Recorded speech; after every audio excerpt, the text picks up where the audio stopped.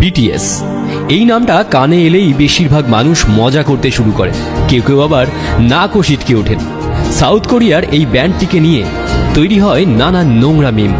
কিন্তু আজ আমরা আপনাদের বিটিএস এর বিষয়ে এমন কিছু কথা বলবো যা শোনার পর পরের বার থেকে আপনি বিটিএস নিয়ে হাসাহাসি করার আগে অন্তত দুবার ভাববেন।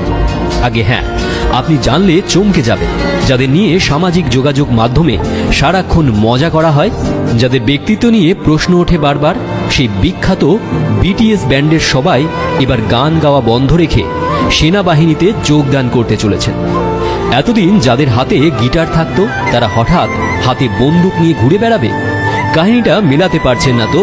চলুন আজ আপনাদের বিটিএস সম্পর্কে যাবতীয় দৃষ্টিভঙ্গি বদলে দিন। সামাজিক যোগাযোগ মাধ্যমে যারা সারাদিন বিটিএস নিয়ে মজা করেন, বিটিএস এর পোস্টে হা হা রিয়াকশন দেন, তাদের যদি জিজ্ঞেস করেন আপনারা কোন কারণে এমনটা করেন, তখন তারা হয়তো চুপ করে যান, কোনো উত্তরই খুঁজে পান না। কারণ এই মানুষগুলো এটা জানেন না যে বিটিএস ব্যান্ডের ওই 7টা ছেলের জীবন একসময় কতটা কঠিন ছিল। তারা এটাও জানে না যে গিনেস বুক থেকে শুরু করে গ্রামি কিংবা বিলবোর্ড মিউজিকের একদম ওপরের সারিতে থাকে এই ব্যান্ড। অনেকেরই অভিযোগ এই 7টি ছেলের মধ্যে নাকি কোনো ব্যক্তিত্ব নেই, কিন্তু তারা জানেন না যে এই ছেলেগুলি এই মুহূর্তে 2 বছরের জন্য গান গাওয়া বন্ধ করে দেশের হয়ে মিলিটারি সার্ভিসে যোগ দিতে চলেছে। বিটিএস দল থেকে কিম সিওকজিন সেই প্রথম সদস্য যিনি ইতিমধ্যেই যোগ দিয়েছেন সামরিক বাহিনীতে। এরপর একে একে বাকি সদস্যরাও যোগ দেবেন কোরিয়ার মিলিটারি সার্ভিসে। আসলে দক্ষিণ কোরিয়ায় 18 থেকে 28 বছরের মধ্যে সমস্ত দেশবাসীকে মিলিটারি সার্ভিসের জন্য নাম লেখাতে হয়। সাধারণ মানুষ থেকে সেলিব্রিটি কেউই ছাড় পান না।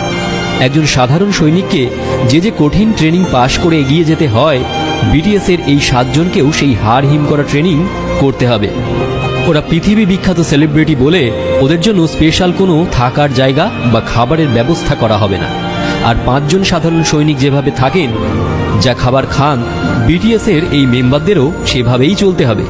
হ্যাঁ, 1200 কোটি টাকার মালিকদের তাঁবু খাটিয়ে মাটিতেই ঘুমোতে হবে আগামী 2 বছর। এবারের কাতার বিশ্বকাপ দারুণ সফল।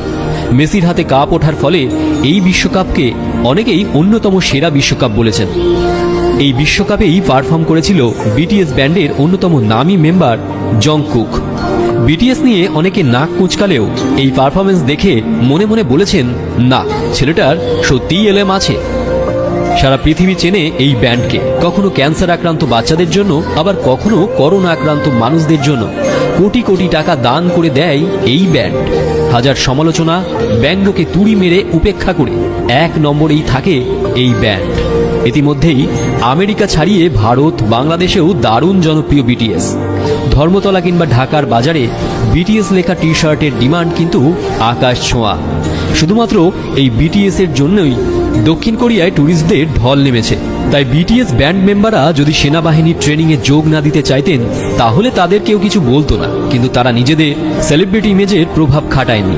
সাধারণ দেশবাসীর মতো তারাও দেশের কাজে লেগে পড়েছেন।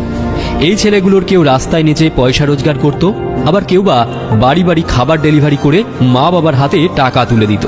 কাউকে আবার শুধুমাত্র চাষির ছেলে হওয়ার জন্য ব্যঙ্গও সহ্য করতে হয়েছে ছোট থেকে। অথচ আজ সেই ছেলেগুলোই বর্তমান পৃথিবীর সবচেয়ে বড় ব্যান্ডের মুখ। আমাদের তরফ থেকে বিটিএস এবং তাদের ফ্যান অর্থাৎ বিটিএস আর্মিদের জন্য রইল অনেক অনেক শুভেচ্ছা। সেনাবাহিনীর ট্রেনিং শেষ করে খুব তাড়াতাড়ি আবার গানের জগতে ফিরে আসুন আপনারা।